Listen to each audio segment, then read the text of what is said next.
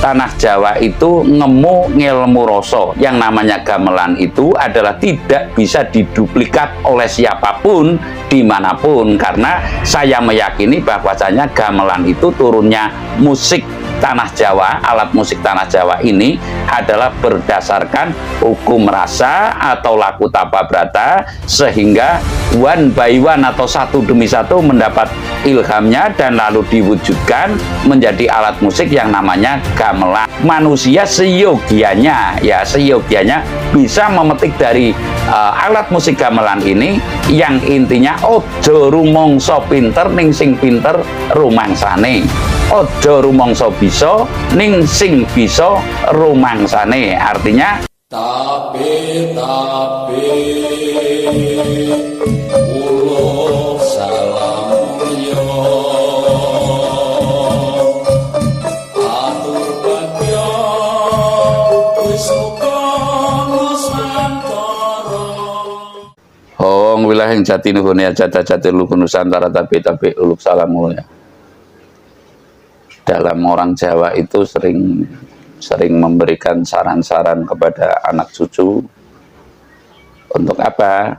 Untuk peradaban hidup di muka bumi ini tentunya perlu adaptasi, kalau istilah mentereng. Perlu pula bersosialisasi dalam istilah umum inilah. Pembekalan dari leluhur yang saya ingat perlu saya menyampaikan bahwa kita sebagai yang tua semestinya patut memberikan ular-ular untuk pembekalan kepada anak cucu manakala nanti sudah saatnya dewasa, beradaptasi lalu bersosialisasi untuk bisa membawa prinsip yang tertentu yang tidak tergoyahkan oleh hal-hal lain. Artinya prinsip itu tentunya ya pedoman, ya sebagai landasan kalau istilah dalam melaksanakan wajib ngurip, ya lalu secara seksama nanti bisa ngelakoni bukan masalah baik dan buruk, tapi kebajikan hidup ini tentunya perlu dikedepankan demi mencapai hal-hal yang didambakan oleh para leluhur. Lah, saya akan mengatakan bahwa kehidupan di tanah Jawa ini tentu berbeda dengan kehidupan di tanah yang lain. Mengapa saya mengatakan demikian? Tanah Jawa itu ngemu ngilmu rasa. Sekali lagi saya mengatakan tanah Jawa ini ngemu ngilmu rasa. Contoh, dalam hal tertentu kita mesti menghayat kepada sebuah alat musik yang tidak ada tandingannya di dunia. Menurut saya, menurut yang lain monggo saja. Mungkin wah sama saja itu yang namanya gamelan dengan organ.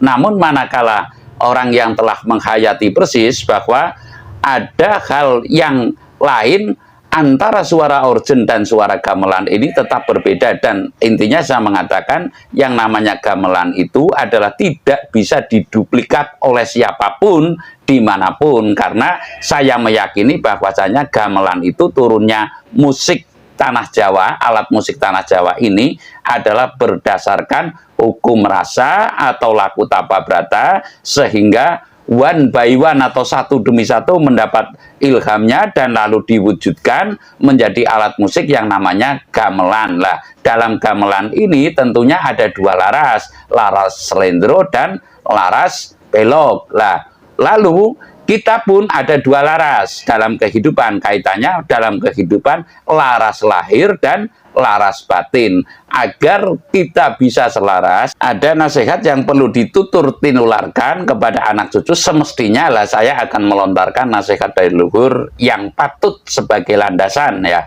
yang patut sebagai landasan untuk kita bersosialisasi, beradaptasi. Tadi saya mengutarakan bahwa ilmu pokok orang Jawa ini adalah ilmu rasa. Lah, rasa ini terimplementasi pada alat musik yaitu gamelan. Makanya kalau gending ini adalah cerminan bahwa kita itu ngemu ngelmu rasa, artinya olah rasa yang halus yang bisa ngukur rasaning liyan kaya dene ngukur rasaning diri pribadi. Lah, ini perlu sebenarnya, makanya ketika pemerintahan Orde Baru dulu, di setiap transmigrasi itu didirikan tempat imbal setimpal namanya pasar, lalu tentunya dibekali dengan gamelan untuk apa? Agar manusia itu tidak meninggalkan tata rasa dalam kehidupan, ngukur rasa neng liyan, kaya dene ngukur rasaning pribadi. Namun ini pun belum dijelaskan apa sesungguhnya gamelan ini.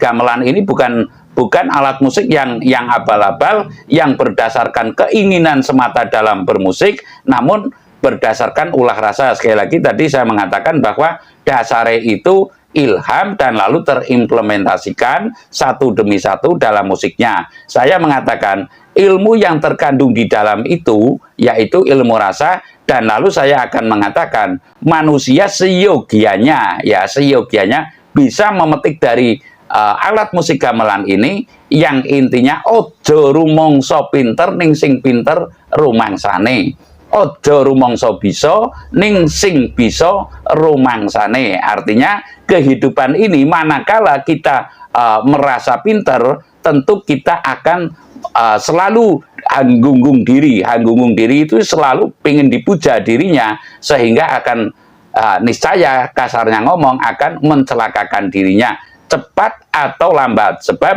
orang yang digunggung tentu arahnya kepada kesombongan, ya, arah mengacu kepada kesombongan, dan lalu di mana kesombongan itu pasti akan mepet kepada kehancuran atau niscaya akan lalai kepada amanat pokok kehidupan yang semestinya harus berfungsi dalam hidupnya di muka bumi ini. Kepada seluruh anak bangsa Indonesia khususnya, kita punya prinsip pokok atau ajaran leluhur yang patut kita pelihara, yaitu ojo rumangsa pinter nanging sing pinter ngrumangsani, ojo rumangsa gedhe nanging sing gedhe rumangsane, ojo rumangsa bisa ning sing bisa ngrumangsani, ojo rumangsa gedhe nanging sing gedhe rumangsane. Sehingga dalam kehidupan ini kita punya hukum rasa, ngukur rangsaning liyan kaya dene ngukur rasaning diri pribadi. Manakala orang lain dicubit itu merasa sakit, tentunya kita tidak boleh mencubit.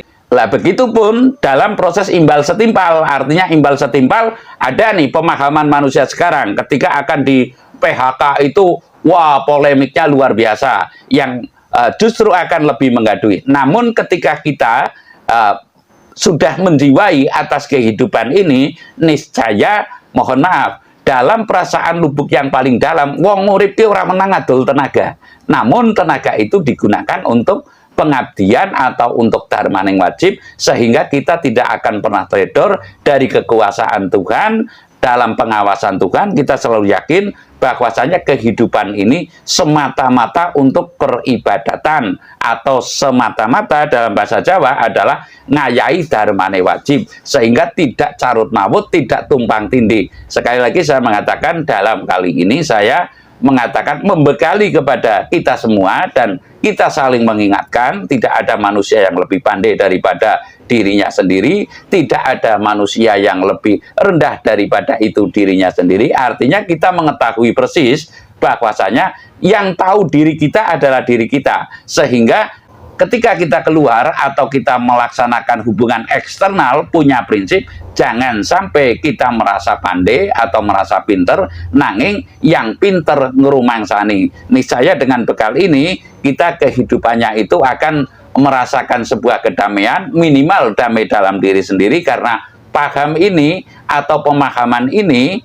kita sudah merupakan prinsip hidup, tidak akan pernah merasa pandai, namun pandai dalam merasakan yang lain. Saya rasa demikian. Terima kasih.